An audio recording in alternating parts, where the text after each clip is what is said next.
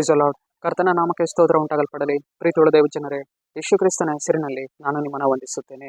ಕೀರ್ತನೆಗಳು 33ನೇ ಅಧ್ಯಾಯ 20ನೇ ವಚನದಲ್ಲಿ ವಾಕ್ಯ ಈ ರೀತಿಯಾಗಿ ಬರೆಯಲ್ಪಟ್ಟಿದೆ.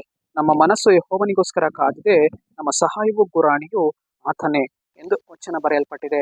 ಅಂದರೆ ಪ್ರೀತಿಯುಳ್ಳ ದೇವಜನರೇ, ನಮ್ಮ ಮನಸ್ಸುಗಳು ಇವತ್ತು ಯಾರಿಗಾಗಿ ಕಾಯಬೇಕು, ನಮ್ಮ ಹೃದಯಗಳು ಇವತ್ತು ಯಾರಿಗಾಗಿ ಕಾಯಬೇಕು ಅಂದರೆ ಕರ್ತನಾಗಿರುವಂತಹ ಯೆಹೋವನಿಗೆ ನಮ್ಮ ಮನಸ್ಸುಗಳು ಇವತ್ತೇನು ಮಾಡಬೇಕು, ಕಾಯಬೇಕು.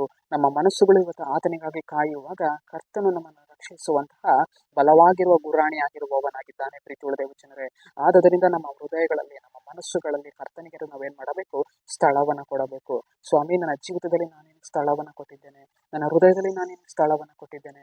ದೇವರೇ, ನೀನು ನನ್ನನ್ನು ರಕ್ಷಿಸುವಂತಹ ಗುರಾಣಿ ಆಗಿದೆಯಾ, ಅದಕ್ಕಾಗಿ ನಾನು ನಿಮ್ಗೆ ಸ್ತೋತ್ರ ಮಾಡ್ತೇನೆ ದೇವರೇ ಎಂದು ಕರ್ತನಿಗೆ ನಾವೇನ್ ಮಾಡಬೇಕು, ಸ್ತೋತ್ರವನ್ನ ಮಾಡಬೇಕು.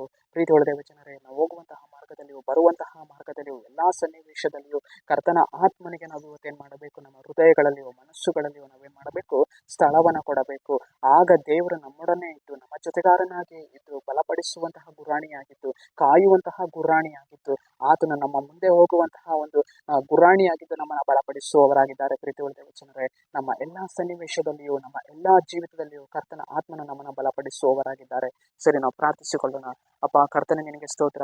ಸ್ವಾಮಿ, ಮುಂಜಾನೆ ವೇಳೆಯಲ್ಲಿ ಕರ್ತನೆ ಈ ವಾಕ್ಯ ಭಾಗ ಸಂದೇಶವನ್ನು ನೋಡ್ತಾ ಇರುವ ಜನಗಳನ್ನು ಸಂಧಿಸು. ಕರ್ತನೆ, ನಿನ್ನ ಜನರ ಜೀವಿತದಲ್ಲಿ ಸ್ವಾಮಿ ನಿನ್ನ ಕ್ರಿಯೆಯನ್ನು ಮಾಡಿ ಅವ್ರನ್ನ ಕಾಯುವಂತ ಗುರಾಣಿ ಆಗಿರುವುದಕ್ಕಾಗಿ ಸ್ತೋತ್ರ ಅಪ್ಪ.